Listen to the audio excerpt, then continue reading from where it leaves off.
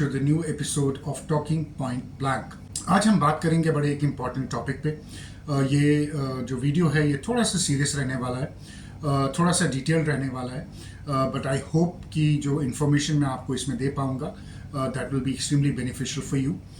और ये जो वीडियो है आज का, इसका जो टॉपिक है वो है information warfare, Pakistan information warfare on India.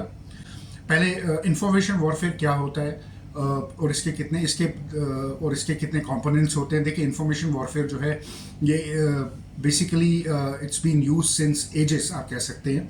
It's about influencing minds, it's about military deception, और इसमें काफ़ी चीज़ें और भी ऐड होती है। इसकी 5 आज की डेट में जो है मेन कैटेगराइजेशन है, जिसको इलेक्ट्रॉनिक वॉरफेयर कहते हैं। उसके बाद इसमें साइबर वॉरफेयर आता है, साइकोलॉजिकल वॉरफेयर या साइऑप्स जिसको कहते हैं वो आता है, ऑपरेशनल सिक्योरिटी आती है और मिलिट्री डिसेप्शन आता है ना। मैं इन 5 कंपोनेंट्स पे बात नहीं करूंगा, मैं सिर्फ उस पे बात करूंगा जो हमारे लिए बहुत रेलिवेंट है, और वो है साइकोलॉजिकल वॉरफेयर, और जिसको हम साइऑप्स भी कहते हैं। साइऑप्स के बहुत तरीके होते हैं। इसमें आपके पास जो टूल्स होते हैं वो मिस इन्फॉर्मेशन होता है, वो डिसइन्फॉर्मेशन होता है, वो प्रोपेगेंडा होता है, और ये आप किससे फैलाते हैं? ये आप every available tool of communication on this planet Earth is used to unleash this kind of warfare on your adversary, on your enemy and its citizens, from theater to dramas, to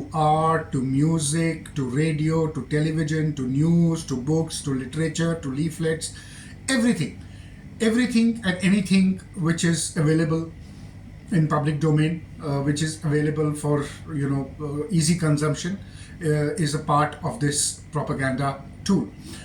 तो इस पे हम बात करते हैं। और सबसे पहले ये इम्पॉर्टेंट है जानना कि पाकिस्तान ने जो अपना प्रोपेगेंडा मशीनरी है, या जिसको हम DGISPR कहते हैं, जो सेल है पाकिस्तान का, information cell within the Pakistani army, एक कंप्लीट अलग सेल है ये पाकिस्तान आर्मी का। ये कब इस्टेब्लिश हुआ और इसने इंफॉर्मेशन वॉरफेयर इंडिया पे कब स्टार्ट किया? तो ये इस्टेब्लिश हुआ पाकिस्तान के इस्टेब्लिश होने के बाद ही 1947 में, और इसने अपने आप को फर्स्ट टाइम जो इसका हमने यूज़ देखा वो था 1948 में, जब 47 में जब कबाइलियों ने, जब पाकिस्तानी आर्मी ने जम्मू कश्मीर पे हमला किया और उसको एनेक्स करने की कोशिश की, तो तब पाकिस्तान ने अपना पहला इंफॉर्मेशन वॉरफेयर जो है उसको अनलीश किया। रेडियो से वो स्पेशल प्रोग्राम्स चलाते थे, वो मिस इन्फॉर्मेशन चलाते थे, वो लोगों को भड़काने वाली खबरें और भड़काने वाले न्यूज़ चलाते थे, वो इस्लाम की दुहाइयाँ देते थे, और उन्होंने इसका एक एक्सटेंसिवली यूज़ किया 1947 से अभी तक वो यूज़ करते आ रहे हैं। और 47 से इसका सबसे ज़्यादा जो हमने इफ़ेक्ट देखा वो हमने देखा जम्मू कश्मीर में, क्योंकि ये इंफॉर्मेशन वॉरफेयर इन्होंने प्राइमरली जम्मू एंड कश्मीर के लिए अनलीश किया था।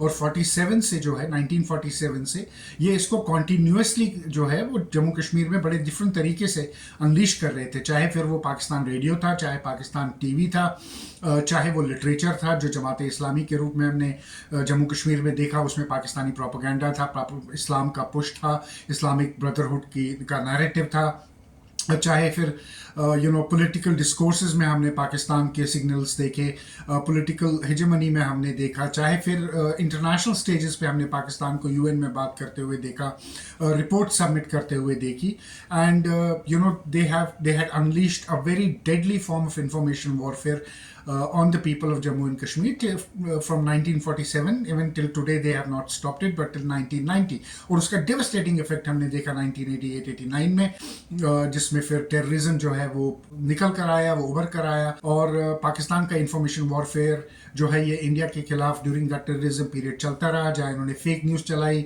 चाहे फिर वो ह्यूमन राइट वायलेशंस की थी, चाहे फिर वो फेक किलिंग्स की थी, चाहे फिर वो इन्फ्लेटेड किलिंग्स की थी, चाहे फिर वो लिटरेचर था जो इंडिया के खिलाफ निकला, किताबें लिखी गई कश्मीर के नैरेटिव्स पे, कश्मीर की आज़ादी पे, एंड कश्मीर के होते हुए जुल्म पे और इंडियन गवर्नमेंट पे। और ये जो है ये सिलसिला चलता रहा till the introduction of social media.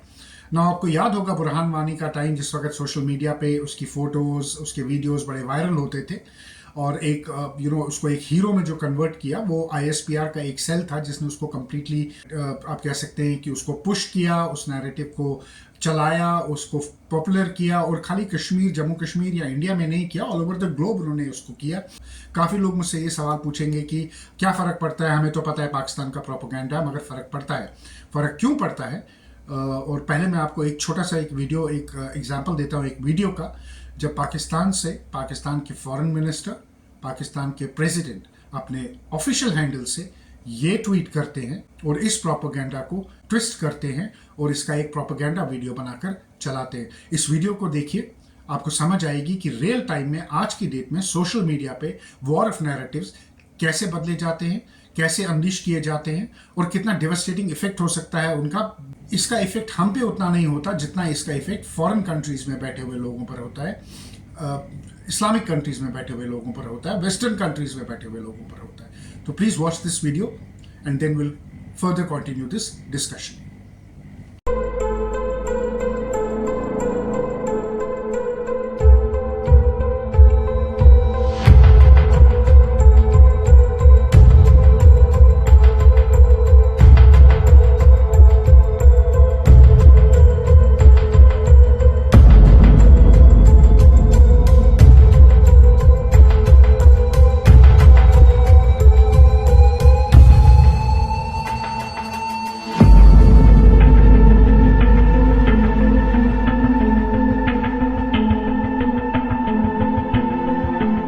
सवेरे 6 बजे निकले थे, उसको सोपोर में काम चल रहा था, तो वहाँ से फायरिंग स्टार्ट हो गई, तो उन्होंने रिटेल में वापस से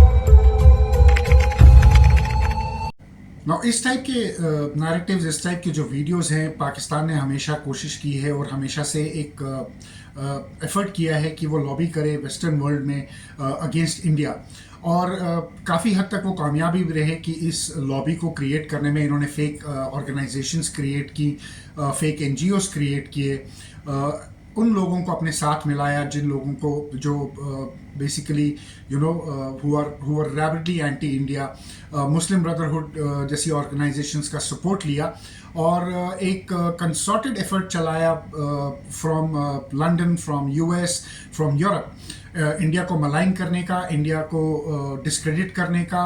और ये ऑर्गेनाइजेशंस का जो है ये एक चार्ट है जो मेरे पास है, आप इसको देखिए, और इस चार्ट में जो है ऑर्गेनाइजेशन SRF जैसी ऑर्गेनाइजेशंस हैं, George Soros open founded society जो है उसकी फाउंडेशन जो है जो फंड करती है वो है, और सबसे बड़ी चीज़ USAID की एड जो है वो इन ऑर्गेनाइजेशंस को कैसे दी गई, एक ये ग्लोबल कबाल के साथ मिलकर, जो उनका एक एजेंडा था इंडिया को डिवाइड रखने का, इंडिया को ग्रो नहीं करने का, और इंडिया पे हमेशा एक एस्पिरेशंस कास्ट करने का, उनके साथ मिलकर इन्होंने कैसे अपने प्रोपेगेंडा को फर्दर चलाया, उसका एक एग्जाम्पल जो है वो इस चार्ट में है।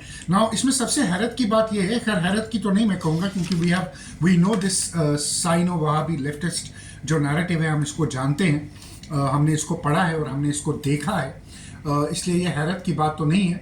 बट इसमें कई लोग ऐसे हैं जो इंडिया से हैं, और उन्होंने ये फ्रीडम फाउंडेशन जैसी ऑर्गेनाइजेशंस, कश्मीर वॉच जैसी ऑर्गेनाइजेशंस, हिंदुत्व वॉच जैसी ऑर्गेनाइजेशंस, Muslims against हिंदुत्व जैसी organisation, there are so many organisations, reporters without borders जैसी ऑर्गेनाइजेशंस जो हैं, इनको क्रिएट किया, इनका एक इकोसिस्टम बनाया, एक इको चैम्बर बनाया, और सब ने मिलकर जो है जहाँ जहाँ लॉबी कर सके, यूएस में, यूके में, ये लॉबी करते गए। इसका किंग पिन जो है एक वो मुज़म्मिल अयूब ठाकुर है। मुज़म्मिल अयूब ठाकुर जो है वो basically he comes from Kashmir, Jammu and Kashmir, and he son of Ayub Thakur. Ayub Thakur जो था ये एक नोटोरियस हवाला ट्रेडर था, जो पाकिस्तान ISI का जो फंड है उसको हवाला ट्रांजैक्शन से चैनल करता था जम्मू कश्मीर में, फॉर जम्मू कश्मीर की सेपरेशन के लिए। 73 और 74 में ये कश्मीर से भाग गया था और ये लंदन में था। He has amassed millions of rupees in not even rupees, millions of dollars Kashmir के नाम पे गुलाम नबी फाई था, जिसको फाइनली अमेरिका ने जेल किया 3 साल के लिए आईएसआई के प्रोपागेंडा चलाने के लिए, फेक प्रोपागेंडा के लिए, और $3 मिलियन का उसको फाइन भी लगा।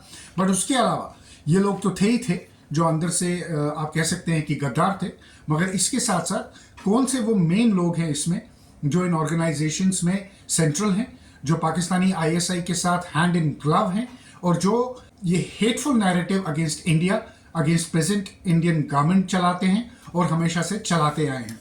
इसमें कुछ नाम हैं जो मैं रीड करूंगा अपनी लिस्ट से। इसमें है अरुणिमा भार्गवा, हर्ष मंदर, तेनमोई सोनराज्य, भजन सिंह बिंदर, अंगना चैटर्जी, गुलाम नबी फाई, राजू राजा गोपाल, सुचित्रा वैयाजन, सुनीता विश्वनाथन, राकिब हमीद नायक, निताशा कौल, ये कश्मीरी पंडित हैं, हामिद अंसारी, स्वरा भास्कर। और हामिद अंसारी और स्वरा भास्कर जो हैं ये इंडिया अमेरिकन मुस्लिम काउंसिल, जो मुस्लिम ब्रदरहुड की एक लॉबिंग विंग है यूएस में, उनके इवेंट्स जो हैं वो अटेंड करते हुए आ रहे हैं। काफ़ी टाइम से उनके इवेंट्स में जाते हैं, उनके इवेंट्स में प्रोपोगेट करते हैं anti India hate. And don't forget, Hamid Ansari has been a vice president of India. उसके अलावा अरुण टोकी, अशोक स्वैन, मुजम्मिल अयूब ठाकुर, देवशीष आनंद, आरफा खानम शेरवानी और राना अयूब जैसे लोग भी जो हैं ये इसमें शामिल हैं। सो ये पूरा कबाल है जो फ्रॉम लेफ्ट टू इस्लामिस्ट के बीच में चलता है, जिनका प्रोपोगेशन सिर्फ कश्मीर की सेपरेटिज्म को लेकर नहीं है, जिनका प्रोपोगेशन इंडिया को लेकर है, इंडिया की प्रेजेंट गवर्नमेंट को लेकर है, बीजेपी सरकार को लेकर है, और जिनका प्रोपोगेशन हिंदुत्व को लेकर है कि हिंदुत्व जो है ये वायलेंट है, एक वायलेंस है, आरएसएस के अगेंस्ट है।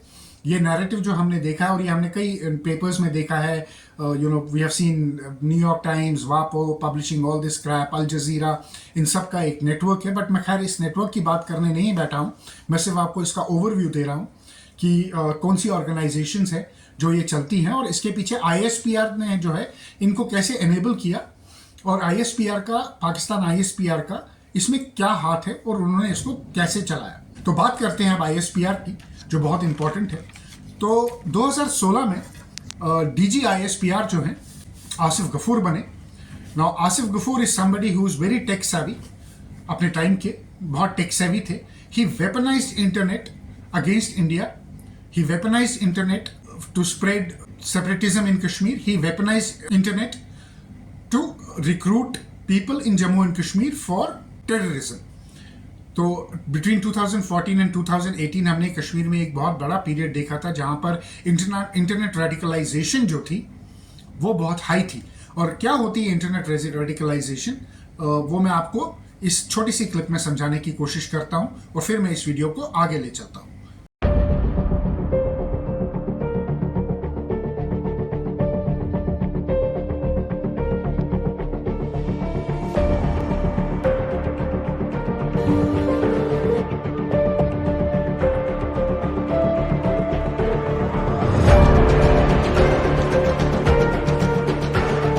अगर ये मोदी ना आता, जिसने अभी ये जो लिंचिंग स्टार्ट हुई है और गाय माता की मोहब्बत बढ़ी है, और जो सही मानों में हिंदू फैशिस्ट खुल के सामने आया है, तब आके इंडियन मुसलमान को थोड़ी सी होश आना शुरू हुई है। इसको हम बोलते हैं डिजिटल रेडिकलाइजेशन। नाउ अब जिस बारे में मैं बात करना चाहता हूँ वो बहुत इंपॉर्टेंट है, तो अब आप देखेंगे, और जिस पे मैं बात करूंगा कुछ मैंने ओपन सोर्स से लिया है, बट इसमें कुछ डॉक्यूमेंट्स ऐसे हैं जिनका मैं आपको सोर्स नहीं बता सकता, बट मैं आपको इतना बता सकता हूं कि ये वो डॉक्यूमेंट्स हैं जो आईएसपीआर के white paper information warfare in public domain में प्रेजेंट किए गए थे और अप्रूव किए गए थे। हैरान होंगे आप कुछ बातें जानकर कि इसमें क्या है, इन्होंने कैसे ये प्लान किया। सो 2016 के बाद से शुरू करते हैं। 2016 में इन्होंने शुरू किया, and this is what they started with, chronology of narrative building. तो बीजेपी की सरकार ऑलरेडी आ चुकी थी, मोदी जी ऑलरेडी गवर्नमेंट में थे, हम इंडिया का एक फॉरेन पॉलिसी का चेंज देख रहे थे, इंडिया एक ग्लोबल पावर बनने की तरफ चल रहा था, और मोदी जी का डायरेक्शन बड़ा क्लियर था। उस चीज़ को लेकर इन्होंने बिल्ड करना शुरू किया। आपको याद होगा कि शुरू में हमने मोदी जी का हमेशा गांधी जी को लेकर बड़ा रेफरेंस होता था, तो उन्होंने एक क्रोनोलॉजी बनाई कि कैसे इसको जो है टारगेट किया जाए, कैसे इंफॉर्मेशन वॉरफेयर यूज़ की जाए इंडिया को और इंडियन गवर्नमेंट को डिस्क्रेडिट करने के लिए।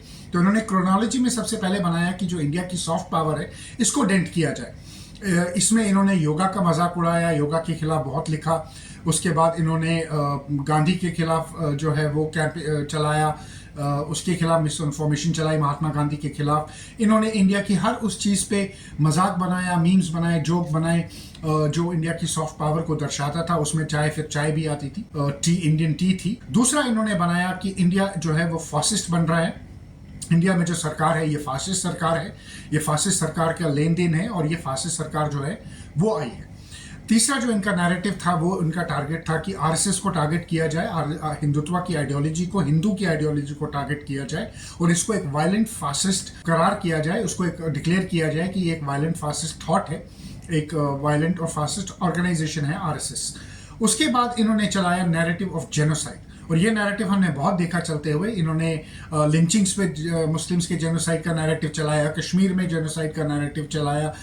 पर्टिकुलर पीरियड बिटवीन 2016 टू 2019 जो लोग सोशल मीडिया पे एक्टिव होंगे, जो फेसबुक पे या इंस्टा पे, नॉट इवन इंस्टा पे उतने ज़्यादा तब नहीं थे, बट फेसबुक पे थे और फेसबुक पे बहुत ज़्यादा था ये नैरेटिव, ट्विटर पे बहुत ज़्यादा ये नैरेटिव था, यूट्यूब पे ये नैरेटिव जो था ये बहुत प्रिवेलेंट था। इसमें एक इंटरेस्टिंग ट्विस्ट होता है। इसमें ट्विस्ट ये होता है कि इमरान खान पाकिस्तान में पावर में आता है, और इमरान खान जब पाकिस्तान में पावर में आता है, ISPR और इमरान खान का एक कोलैबोरेशन बनता है। ये कोलैबोरेशन बहुत डेडली साबित होता है इंफॉर्मेशन वॉरफेयर के डोमेन में। क्यों? I'll tell you why. Because PTI की जो पावर थी वो हमेशा से एक यंग यूथफुल माइंड थी जो बड़ी इंटरनेट सावी थी। PTI को काफ़ी जो पाकिस्तान से बाहर रहते हैं, चाहे वो US में हैं, चाहे UK में हैं, चाहे यूरोप में हैं, चाहे अरेबियन कंट्रीज़ में हैं, चाहे गल्फ में हैं, उनका एक बहुत बड़ा सपोर्ट जो है वो इमरान खान को हमेशा से था। Because Imran was a cricket player, a very famous cricket player, उसकी इमेज वैसी थी, तो ये हमेशा से सपोर्ट करते थे। PTI का जो विंग है, जो डिजिटल विंग था, उसका निकनेम है tiger force. It was known as tiger force. और इमरान जो है, इमरान खान का मुस्लिम ब्रदरहुड के साथ बहुत उठना बैठना है। ही इज़ वन अमंग दम, he is a part of them, and that was the reason why Imran was in power in Pakistan. Muslim Brotherhood wanted him in power in Pakistan. अगर वो सऊदी के साथ गलतियां नहीं करता अपने टेन्योर में, अगर वो कतर के साथ गलतियां नहीं करता, तो शायद इमरान खान कभी पावर से बाहर नहीं जाता। But then this is not about Imran Khan, but this is about Pakistan, ISPR and the PTI collaboration which happened. So PTI collaboration जो हुआ, इमरान ने ISPR का जो प्रोपेगेंडा है उसको इंटरनेशनल लेवल पे जो चल रहा था उसको 3x से 5x मल्टीप्लाई कर दिया। वाई? बिकॉज ये जितनी ऑर्गेनाइजेशंस थी, इसमें चाहे फिर मुज़म्मिल अय्यूब ठाकुर है, चाहे फिर वो गुलाम नबी फ़ाई था, चाहे ये बाकी जिसमें जो मुस्लिम ब्रदरहुड के अरबिक लीडर्स थे, इनका इमरान के साथ 101 उठना बैठना था। इमरान के बड़े आर्डेंट फॉलोअर्स थे। PTI का जो ISPR का जो इंफॉर्मेशन वॉरफेयर का इंडिया को लेकर जो विंग था, वो जो था वो मैक्सिमम जो है इमरान खान ने PTI के अपने जो टाइगर फोर्स जिसका इन्होंने नाम रखा था, उसको उन्होंने आउटसोर्स किया, और वो जो नैरेटिव है वो उन्होंने चलाया। अगर आपको याद होगा, अर्दोगन और इमरान खान ने वो की बड़ी बोनोमाई हमने देखी थी। बड़ा इमरान खान बड़ा ऑटोमन एम्पायर का फ़ैन था। अर्तुगरुल इन्होंने चलाया था एक, बेसिकली इट वाज, वो एक सीरियल था, एक ड्रामा था अर्तुगरुल करके, जो पाकिस्तान में बड़ा फेमस हुआ, जो इंडिया में बड़ा फेमस हुआ। वो अर्तुगरुल जो बेसिकली था वो सायाब था। वो सायाब था पाकिस्तानियों को नया डैडी दिखाने के लिए, मुस्लिम पावर दिखाने के लिए, ऑटोमन एम्पायर का एक ख्वाब दिखाने के लिए, उम्मा का एक ख्वाब दिखाने के लिए, इस्लामिक नेशंस का एक ख्वाब दिखाने के लिए। वो बेसिकली उनको जोड़ने का एक सायाब था, और एक बड़ा डेंजरस और बड़ा सक्सेसफुल सायाब था जो टर्की से जो था वो चला था। और हमने देखा है कि टर्की और ISPR ने बहुत कोलैबोरेट किया। इवन 2019 एब्रोगेशन के बाद भी पाकिस्तान से लोग जो हैं वो टर्की गए हैं। कश्मीर से कुछ लड़के जो हैं, जो बड़े सेपरेटिज्म के फ़ैन होते थे, उन्होंने अपनी बेसिस जो हैं एब्रोगेशन आर्टिकल 370 के बाद टर्की में शिफ्ट की, और वहाँ से वो अभी भी अपना नैरेटिव जो है, प्रोपेगेंडा जो है, वो अभी भी कंटिन्यू रखते हैं। कई उसमें से जो है TRT वर्ल्ड के लिए काम करते हैं, कई अल जज़ीरा के लिए लिखते हैं। That whole narrative is still going on from that side. तो इसमें जो इन्होंने आइडेंटिफाई किया, इन्होंने कोर इश्यूज आइडेंटिफाई किए। And sorry, I might be looking down, क्योंकि मैं अपने नोट्स को भी इसमें साथ साथ जो है आपकी स्क्रीन पे तो आ ही रहा है, बट मैं अपने नोट्स को भी थोड़ा रेफर कर रहा हूँ, so please bear with me. इसके बाद इसमें इन्होंने आइडेंटिफाई किया कोर इश्यूज को कि कोर इश्यूज हमारे क्या हैं, और नंबर 1 पे इनके पास था कश्मीर प्रोपेगेंडा, कि कश्मीर पे किस तरह ज़्यादा से ज़्यादा प्रोपेगेंडा चलाया जाए, किस तरह ज़्यादा से ज़्यादा कश्मीर के लिए लॉबिंग की जाए, किस तरह ज़्यादा से ज़्यादा वेस्टर्न प्रेस में कश्मीर की बात की जाए। और इसलिए हमने देखा कश्मीर का होता, ऑक्सफोर्ड में डिबेट्स देखी, वो आज भी होती हैं, अभी रिसेंटली भी हुई है, यूनिवर्सिटीज़ में डिबेट्स देखी, आर्टिकल्स देखते थे, वीडियोस देखते थे, दिस रेडिकलाइजेशन कंटेंट जो आता है सोशल मीडिया पे, उसको हमने देखा। ये इन्होंने एम्पलीफाई किया, कश्मीर जेनोसाइड जैसे हैशटैग चलाए, कश्मीर ऑपरेशन जैसे हैशटैग चलाए, इंडिया एज एन ऑपरेसर जैसे हैशटैग जो है इन्होंने उनको चलाया। उनको चलाने के बाद इनने दूसरा आइडेंटिफाई किया, उसके बाद होता है पुलवामा, और पुलवामा के बाद होता है बालाकोट। बालाकोट अगर आपको याद होगा, आज तक पाकिस्तान हर दिन बालाकोट का एक दिन मनाता है जिसमें वो फेक नैरेटिव चलाता है कि कैसे उन्होंने बालाकोट बड़ा सक्सेसफुली डिफेंड किया और इंडियन आर्मी को जो है उनको अभिनंदन को ले लिया, प्रिजनर ऑफ वॉर लिया, और कैसे इंडियन आर्मी जो है it kind of lost that skirmish, that nonsense what Pakistanis keep talking about. The reality is, we all know what the reality is, but I'm not going to reinforce the reality here. We all know what the truth is. But Balakot का उन्होंने वो चलाया, और बालाकोट पे इन्होंने Altered digital content चलाया, Altered graphics चलाए, इसके क्या कहते हैं रेडार सिग्नेचर्स के ग्राफिक्स जो हैं वो अल्टर्ड चलाए, काफ़ी कुछ उन्होंने हंगामा किया। कवे मर गए, ये हो गया, वो हो गया, वो प्रेस कॉन्फ्रेंस आ रहा, उन्होंने वो चलाया, और उसको रिसाइकल रिफर्बिश करके चलाते रहते हैं। उसके साथ साथ इन्होंने एक और नैरेटिव चलाया जो था कि इंडियन मुस्लिम्स जो हैं वो ऑप्रेस्ड है, इंडियन मुस्लिम ऑप्रेस्ड नैरेटिव, और ये बड़ा खतरनाक नैरेटिव था। It was a very dangerous narrative they ran. They wanted to divide communities in India, they are on it still, ये अभी भी वो करते हैं। इन्होंने ये इंडियन मुस्लिम ऑप्रेस्ड नैरेटिव चलाया, ये वेस्टर्न कंट्रीज़ में बहुत चला है। देखिए, ये नैरेटिव हमारी कंट्री में हमारे लिए उतना काम नहीं किया होगा, मगर इसका इफेक्ट आप ये सोचें कि एक अरब कंट्री में जिस अरब कंट्री में लोगों को इन्फॉर्मेशन नहीं है कि क्या हो रहा है इंडिया और पाकिस्तान के बीच, कैसे पाकिस्तान जो है वो नैरेटिव चलाता है, वो हज़ारों ट्वीट्स देखते हैं, वीडियोस देखते हैं, ऑल्टर्ड डिजिटल कंटेंट देखते हैं। इनफैक्ट इसमें एक बहुत बड़ा एग्जांपल ये है कि इन्होंने कराची में एक अहमदिया मस्जिद जलाई थी और उसको बोला था कि इंडिया में जलाया है इस मस्जिद को, और उसको बड़ा इन्होंने वायरल किया था वेस्ट में और अरबिक कंट्रीज़ में। तो इसका एक साइकोलॉजिकल इफेक्ट जो है ऑब्वियसली बाहर की कंट्रीज़ पे आता है, और उसका फिर एक डिप्लोमेटिक प्रेशर जो है वो आप पर भी आता है, और हमने डिप्लोमेटिक प्रेशर आते हुए देखा भी है। It's nothing new that we don't know what happens and how these things are managed, but इन्होंने ये इंडियन ऑपरेस्ट का जो है चलाया। स्पेशली इन्होंने ये CAA के टाइम पर बहुत चलाया। CAA फार्मर्स प्रोटेस्ट के टाइम पर Pakistani ISPR was on an overdrive. ये जितना anti India, anti community, anti ethnicity, anti linguistic, so many anti things they ran during that time. It is not it is worth taking seriously, and people like me who follow information warfare, who follow these kind of narrative warfare, and who know what is coming from where, we could identify that this is not a normal thing happening on social media. There is an abnormal thing which is behind it, and we all knew what it was. It was Pakistan's DG ISPR amplifying it, sending it to its partners in UK, US, Arabian countries, Europe, and they were then amplifying it. और फिर उसमें क्या होता था कि India में जब reaction आता था उस रिएक्शन को भी ये क्लब करते थे, एम्पलीफाई करके दुनिया को दिखाते कि देखिए कितना हेट फिल्ड है इंडिया, और कितने इंडिया से कितना हेट जो है वो जनरेट होता है। रोज हजारों की तादाद में जो है हेट जनरेट होता। तो जब इंडियंस काउंटर करते थे इन नैरेटिव्स को, तो ये उसको हेट नैरेटिव बनाकर और प्रेजेंट करके और आगे ले जाकर और दिखाते थे कि देखिए ये क्या हो रहा है। नेक्स्ट जो इम्पोर्टेंट इन्होंने चूज किया था वो किया था कि मोदी इज़ ए फासिस्ट, है Modi is a fascist narrative इन्होंने चलाया। और अगर आपको याद होगा, इमरान खान ने ये अपनी स्पीचेस में भी बोला था कि मोदी जो है ये फासिस्ट है, ये फासिस्ट नैरेटिव, ये फासिस्ट हिंदुत्व चलाता है, इसने इंडिया को डेमोक्रेसी को ख़त्म कर दिया है। और ये फासिस्ट नैरेटिव जो है फिर हमने रिपीट होता हुआ देखा newspapers like Washington Post, New York Times, Al Jazeera, Turkish TRT, Turkey की आंदोलन एजेंसी, AP, रूटर्स, ये जो इनका कबाल बैठा हुआ था, जिनके साथ इनकी पार्टनरशिप थी, मुस्लिम ब्रदरहुड, लेफ्टिस्ट कबाल जो है, जो सोरस फंडेड था, ये सारा एम्पलीफाई जो था वहाँ से होता था। और इसमें फिर ये आपकी राना, आरफा, अंगना चैटर्जी, हर्ष मंदर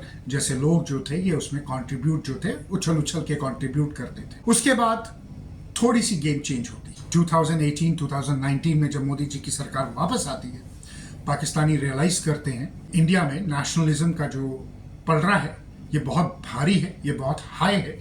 Indians are extremely nationalist and they are voicing their nationalist opinion, और अगर इनके खिलाफ कुछ लिखते हैं तो इनकी इंटरनेट में जो वॉइस है, and which is true also, internet पे जो इंडिया की एक ओपिनियन है, एक वॉइस है, वो बहुत ज़्यादा है, एम्पलीफाइड है, क्योंकि हमारे नंबर्स बहुत हाई हैं।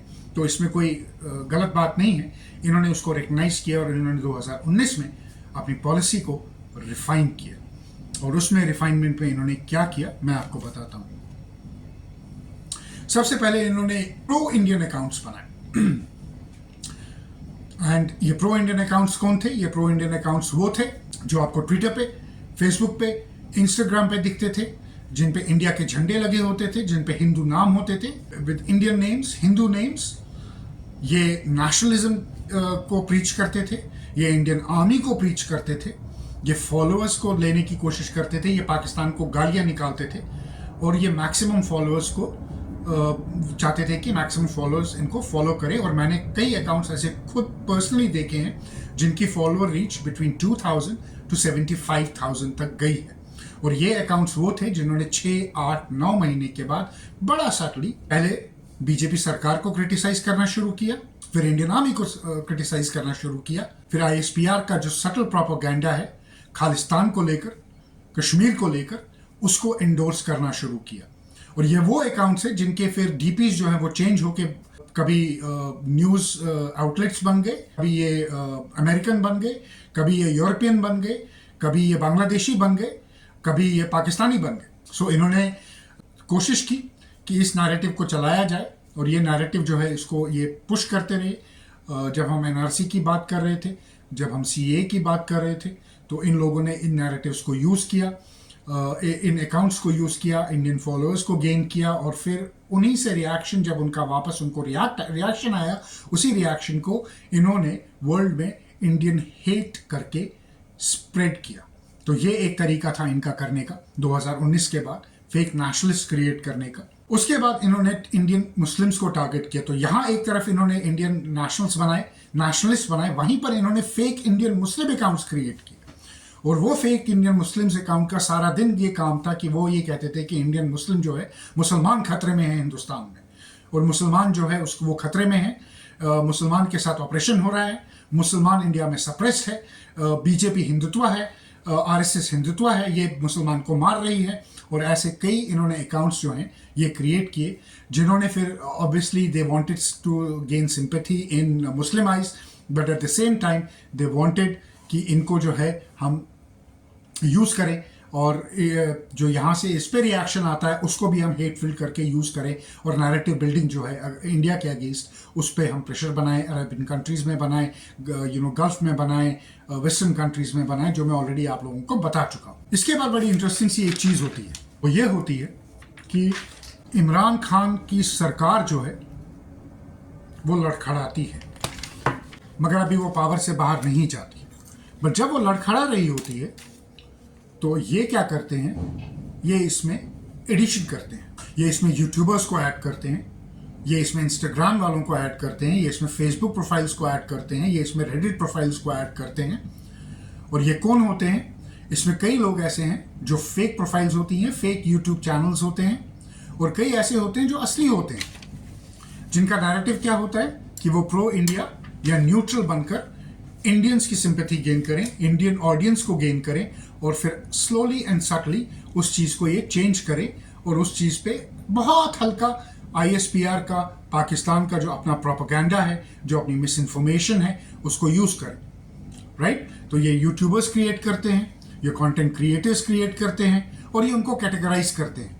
ये कैटेगराइज करते हैं 3 चीज़ों में, कैटेगरी 1, कैटेगरी 2, कैटेगरी 3। कैटेगरी 1 में कौन आता है, इस पे बात करते हैं। कैटेगरी 1 में ये आइडेंटिफाई करते हैं कि उन लोगों को जो प्रो इंडिया कंटेंट चलाएंगे एंड प्रो इंडिया बातें करेंगे, इंडिया से गेस्ट को लेकर आएंगे, गंगा जमुना तहजीब को बढ़ावा देंगे, भाईचारे की बात करेंगे, कहीं कहीं अपनी सरकार को क्रिटिसाइज करेंगे, मगर बहुत सटली 10, 20, 30 प्रोग्राम जो हैं वो इंडिया की तारीफ करेंगे, और उसमें एक प्रोग्राम जो होगा या एक शो जो होगा उसमें या खुद या फिर किसी गेस्ट को बुलाकर ISPR का जो नैरेटिव है उसको बड़ी सटली पुश करेंगे। अब मैं आपको एक एग्जांपल देता हूं इस बारे में, एक छोटा सा आपसे सवाल पूछता हूं। अगर मैं दिन रात आप लोगों की तारीफ करता जाऊं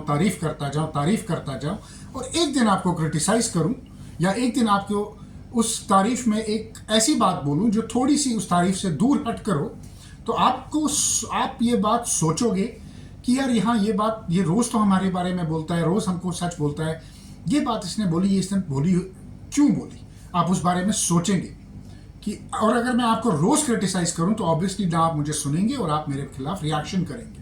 ये बड़ा नॉर्मल होता है कि अगर आप 20-30 कंटेंट जो है मैं आपके फेवर में डालूं और एक मैं आपको सटल कंटेंट ऐसा दूं कि जिसमें आपको थोड़ी सी तनकीद हो, जिसमें थोड़ी सी क्रिटिसिज्म हो, जिसमें थोड़ा सा हट के नज़रिया हो, या किसी और को लेकर आऊं जो उस चीज़ को आप ही के नज़रिए को किसी और तरीके से रखे, ISPR के नज़रिए को किसी और तरीके से रखे, तो दिन रात आपसे तालियां खाऊं, आपके व्यूअरशिप से पैसे कमाऊं और ISPR का काम भी करूं। और ऐसे यूट्यूबर्स बहुत हमने देखे जो हुए। खैर मैं कैटेगरीज पे आता हूं कि इन्होंने कौन कौन सी कैटेगरी बनाई। ये कैटेगरी 1 थी जिसमें प्रो इंडियन नरेशन चलता, और उसको स्लोली जो है उसमें ISPR का नैरेटिव जो है उसको फिक्स करता है। इसमें इन्होंने फर्स्ट गो में 3 लोगों को सिलेक्ट किया। इन 3 का नाम है आरजू काजमी, हैदर मेहदी, सईद अली हैदर। ये तीनों जो हैं, देखें, I am not here to point fingers at somebody, I am just telling you what is in the document, and this is their document, not our document. Okay, first of all. Second of all, सही है, लोग change होते हैं, लोग बदलते हैं, लोगों को बदलने में टाइम लगता है, कई लोगों को साल लग जाते हैं, बट जो लोग महीने में बदलते हैं, जो 1 महीना पहले तक आपको गाली देते हैं और 1 महीने बाद आपको इतना प्यार करते हैं कि जितना उन्होंने शायद अपने माँ बाप भाई बहन से भी ना किया हो, तो बॉस कहीं ना कहीं there is some problem, there is some doubt, and we all know what I am talking about. जो लोग 2019 से पहले 2019, 2020, 2021 तक उनको गालियां देते थे, हमारे प्राइम मिनिस्टर को गालियां देते थे, और 3 महीने के बाद उनको एकदम रियलाइजेशन हो गई और उन्होंने कहा कि हम ग्रो अप कर गए और हमें सब समझ आ गया, तो आप सोचे क्या हो सकता है। मेरा दूसरा सवाल यह है, और यह बड़ा सीरियस सवाल है, पाकिस्तान ISPR एक इतनी डेंजरस ऑर्गेनाइजेशन है कि पाकिस्तान में अगर आप पाकिस्तान एस्टैब्लिशमेंट के खिलाफ बात करें, पाकिस्तान की सरकार के खिलाफ बात करें, तो खाली आप जेल नहीं जाते, आप असैसिनेट हो जाते हैं। पाकिस्तान ने यूरोप में, अफ्रीका में, कनाडा में उन लोगों का असैसिनेशन किया है जो लोग पाकिस्तानी एस्टैब्लिशमेंट, पाकिस्तानी मिलिट्री के अगेंस्ट थे, जो पाकिस्तान के इस idea of Pakistan, of radical Pakistan से मेल नहीं खाते थे। अरशद शरीफ का एक एग्जाम्पल है जिसको इन्होंने कीनिया में जाके मारा। Suspicious drowning, suspicious car accidents ISPR की टेक्स्ट बुक में है। अभी लेटेस्ट फरहान मलिक को इन्होंने जेल में डाल दिया पेका के अंडर। क्यों? क्योंकि he was a bit critical कि पाकिस्तान में डेमोक्रेसी में थोड़ी सी प्रॉब्लम है, हम बलोचिस्तान को ठीक से हैंडल नहीं कर पा रहे, हम खैबर पख्तूनवा को ठीक से हैंडल नहीं कर पा रहे। और खाली फरहान मलिक क्यों, जो रफ्तार के ओनर थे, पाकिस्तान में इतने जर्नलिस्ट जो हैं अभी अरेस्ट हुए हैं just because they were not in favour of Shahbaz Sharif. Question किया उन्होंने इलेक्शंस को, शहबाज शरीफ को या ISPR को। अब जहां इतने जर्नलिस्ट पाकिस्तान में छोटी छोटी बातों पे उठ जाएं, वहीं पर वो जर्नलिस्ट पाकिस्तान में रहें जो दिन रात अपने, जो पाकिस्तान का एक सबसे बड़ा एडवर्सरी, एक सबसे बड़ा दुश्मन इंडिया है, उसको दिन रात उसको दिन रात प्यार करें, उसकी तारीफों के पुल बांधे, ISPR को क्रिटिसाइज करें जब चाहिए, मगर वो बड़े आराम से रहते हैं। तो ये पाकिस्तान ISPR से मेरा सवाल है कि आपका डबल स्टैंडर्ड क्यों है? इसके पीछे क्या राज है कि कुछ जर्नलिस्ट यही सवाल जब वो आपसे करते हैं तो आप उनको जेल में डाल देते हैं, आप उनको कंट्री से भगा देते हैं, और कुछ जर्नलिस्ट को आप गले लगाकर बड़े आराम से रहने देते हैं। वो आपकी छत्र छाया में पलते हैं, आपको कोई दिक्कत नहीं होती। ये सवाल जो है ये बड़ा एक इंपॉर्टेंट, बड़ा it's a very very important question I need to ask. So ये एक सवाल है जो मैं पूछना चाहता था. फिर आती थी इसमें कैटेगरी 2. कैटेगरी 2 में ISPR ने कुछ ऐसे यूट्यूबर्स को लाया जिनको डिफेंस एक्सपर्ट बनाया. डिफेंस एक्सपर्ट बनाकर उनको इन्होंने सामने लाया. उसमें जो लोग थे वो है शाहिद आवान, फारूक डार और शाहिद भट्टी. उसके बाद इनका आता है कैटेगरी 3. कैटेगरी 3 में कौन लोग आते हैं? कैटेगरी 3 में आते हैं जो आज लंदन में बैठे हैं, आदिल राजा, जायद हमीद, लाल टोपी, हामिद मीर जो पाकिस्तान में जर्नलिस्ट है. ये 3 जो हैं ये कैटेगरी 3 में आते हैं. अब्दुल बासित जो है उन्होंने उनको अब ज्वाइन किया है रिटायरमेंट के बाद. ये वो लोग हैं जो ओपनली इंडिया की सेपरेशन की बात करते हैं, खालिस्तान की बात करते हैं, जम्मू कश्मीर को सेपरेट करने की बात करते हैं और ब्लीडिंग इंडिया 2000 कट्स की ओपनली बात करते हैं, इस्लामाइजेशन की बात करते हैं, रेडिकलाइजेशन की बात करते हैं, टेररिज्म को एक इंटेलेक्चुअल कवर देते हैं. सो ये कैटेगरी 3 है. सो इन्होंने तीनों जो हरफे हैं वो अपनाए. अब इसमें मैं आपको बड़ी एक इंटरेस्टिंग चीज बताता हूं. जब इन्होंने फर्स्ट टाइम इसको बनाया, इसमें कुछ लोग ऐसे हैं जो पीटीआई के बड़े खास हैं, जैसे मोहित पीरजादा हैं, वजाहत खान हैं, आदिल राजा हैं. ये वो लोग हैं जो आज की डेट में लंदन में बैठे हैं, यूएस में बैठे हैं और पाकिस्तानी इस्टेब्लिशमेंट के बहुत क्रिटिकल हैं. But if you scratch their surface you will see the jihadi inside them. आप इनके अंदर जहादी देखेंगे, आप ये देखेंगे कि ये पाकिस्तान आर्मी को कैसे डिफेंड करेंगे. ये करंट पाकिस्तानी एस्टैब्लिशमेंट को डिफेंड नहीं करते, but Pakistan as an idea, Pakistan army as an idea को 100% डिफेंड करते हैं. नाउ इमरान खान के साथ इन सब का एक पैक्ट था और इमरान के जाने के बाद ये जो टाइगर फोर्स है इसने DG ISPR की नहीं, इसने पाकिस्तानी एस्टैब्लिशमेंट की धज्जियां उड़ा दी. जो पाकिस्तानी एस्टैब्लिशमेंट का हाल है आज की डेट में, जो डिसक्रेडिट वो हुए हैं, जो उनकी रेपुटेशन के धज्जियां उड़ चुकी हैं, तार तार उनकी रेपुटेशन की है, वो इसी टाइगर फोर्स ने की है. जो टाइगर फोर्स ISPR के साथ कंधा से कंधा मिलाकर इंडिया के खिलाफ इंफॉर्मेशन वॉरफेयर करता था. बट इसका यह मतलब नहीं है कि उनका चेंज ऑफ हार्ट हो गया. वो इन्होंने इसलिए की है क्योंकि इमरान खान जेल में है. जिस दिन इमरान खान जेल से बाहर आएगा ये ISPR की टीम के साथ फिर से मिलेंगे, फिर से वही प्रोपेगेंडा करेंगे. इसमें कुछ लोग जो हैं वो अपने पुराने रंग में आपको दोबारा दिखेंगे और कुछ लोग जो हैं वो आपको उसी रंग में दिखेंगे जिस रंग में वो आज ढले हुए हैं, क्योंकि ये इनका एक डॉक्ट्रिन है जिसको ये डॉक्ट्रिन को ये फॉलो करना चाहते हैं.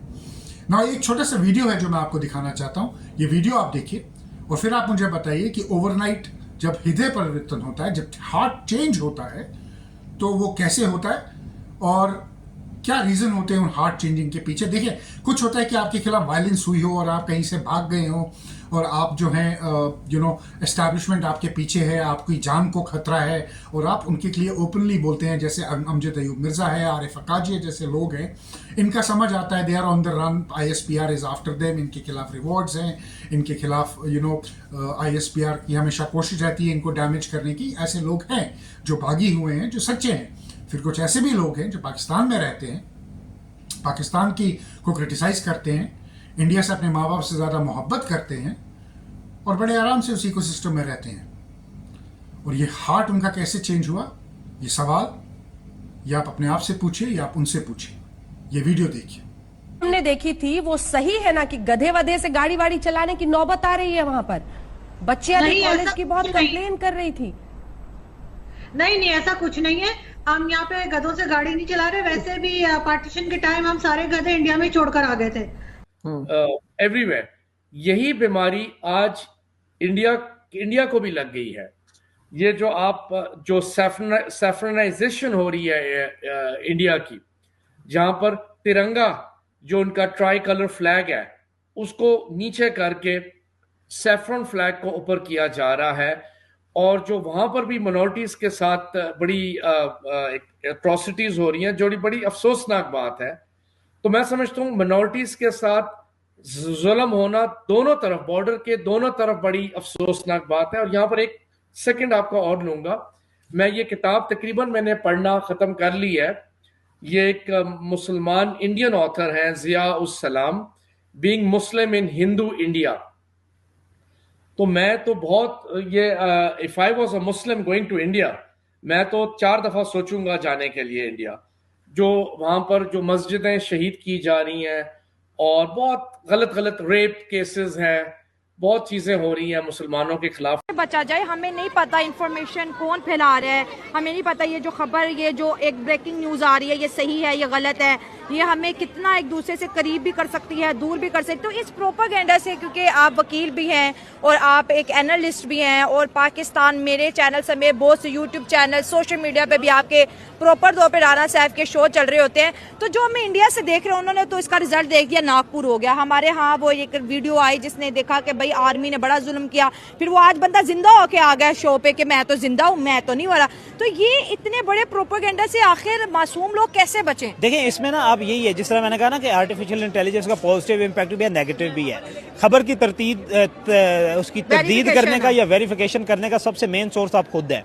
आपके पास एक इन्फॉर्मेशन आती है ना, तो वो इन्फॉर्मेशन जो आपके पास लाखों चैनल से आपके पास उस इन्फॉर्मेशन से रिलेटेड आप ये कह लें कि डबल इन्फॉर्मेशन आ रही होती है, तो आप उसको खुद को जब आप थोड़ा सा टाइम लगा के क्रॉस चेक करेंगे, उसकी तरदीद करेंगे ना, काउंटर चेक जिसे आप लोग कहते हैं, लॉ की लैंग्वेज में आप लोग कहते हैं काउंटर चेक कहते हैं, या आप ये उसमें ये कह लेते हैं कि जिरा हिंदी में या उर्दू में कहते हैं। तो उसमें अगर आप लोग खुद उसको काउंटर चेक करेंगे ना, तो काउंटर चेक की तरफ आप लोग जाएंगे तो आपको फौरन पता चल जाता है कि ये कहाँ से है। आप क्या करते हैं? आप कहते हैं सेक्युलर भारत, हम जो है वो यहाँ पे सब कम्युनिटीज हैं, सबका साथ सबका विकास सब जो है वो सारी कम्युनिटी है। नहीं, मैं नहीं मानती हूँ। वो इस वजह से मैं ये बात शायद कह लूंगी। ये देखें, वक्ती तौर पे आपने अगर तो आप वाकई अगर आपका इस पे कोई मकसद नहीं है और सच्चे दिल से आप जो है वो दे रहे हैं, गिफ्ट दे रहे हैं, बहुत अच्छी बात है, लेकिन फिर वो जमीनें भी तो वापस करें ना। आप जमीनें दें, वो गरीब जो मुसलमान हैं उनको बताएं आप कि वो इस मुल्क में सेफ है। वो हो सकता है वो इस मुल्क में बैठ के ये कह रहे हो कि काश हम पाकिस्तान में होते। नाजायज कब्जा था, ये सरकार की जमीन थी, खैर वो उनका इंटरनल इशू है। Please understand how information warfare works. Not everybody who wants to tell you he's your friend is your friend. He can be your enemy also. खबरदार रहें उन अकाउंट से जो हर वक्त हेट फैलाते हैं, कम्युनिटी डिवीजन की बात करते हैं। उनसे बड़ा होशियार रहें, उनसे खबरदार रहें। अभी हम बांग्लादेश से कई ऐसे अकाउंट्स देख रहे हैं जो हेट फील्ड अकाउंट्स हैं, जो बांग्लादेशी मुस्लिम्स के खिलाफ भी हेट फैलाते हैं, बांग्लादेशी हिंदूज के खिलाफ भी हेट फैलाते हैं। और लेट मी टेल यू, जब शेख हसीना गई, पहले 15 दिन में जो प्रोपेगेंडा मुस्लिम प्रोपेगेंडा, हिंदू प्रोपेगेंडा आया, उसमें ISPR के बहुत हैंडल्स थे। मैं अपने एक और वीडियो में उनको जल्द बेनकाब करूंगा। I will bring those handles to you and tell you who those handles were, और कैसे वो ओवरनाइट जो हैं वो बांग्लादेशी में चेंज हो गए, बंगाली में चेंज हो गए और बांग्लादेशी बन गए। उससे पहले वो कैसे स्पोर्ट्स की बात करते थे, बॉलीवुड की बात करते थे, इंडियन थे, पाकिस्तानी थे, कुछ यूरोपियन थे, कुछ अरबी थे। तो ये मैं आप तक लाऊंगा। बट आई होप कि you like this video and I was able to convey a message to you. I was able to make you understand how information warfare works, and I hope that we all together stay alert from becoming victims, falling victims to this kind of information warfare which has been unleashed by our enemy on us, and we take care of ourselves, and we also make people aware of कि क्या होता है information warfare और कैसे ये हमको, हमारी country को, हमारे लोगों को कैसे डैमेज करने के लिए, कैसे उनको हराने के लिए, कैसे उनको लड़ाने के लिए यूज़ किया जाता है। मेरी आपसे सिर्फ एक ही रिक्वेस्ट रहेगी कि इस वीडियो को आप ज़्यादा से ज़्यादा शेयर करें। प्लीज़ इसको शेयर करें ताकि ये लोगों तक जाए, लोग समझें, लोग देखें। इसको लाइक करें। आपको ये वीडियो पसंद आता है तो प्लीज़ सब्सक्राइब करें और नोटिफिकेशन बेल जो है उसको आप ऑन करें, ताकि जब भी मैं नया वीडियो आप तक लाऊं तो आप तक नोटिफिकेशन आए और आप उसको देख पाएँ। If you wish to donate to my work, kindly do so. I will be very humbled and I will be very thankful. अब ये वीडियो हम यहीं ख़त्म करते हैं and I will see you in my next episode. Till then, नमस्कार, जय हिंद।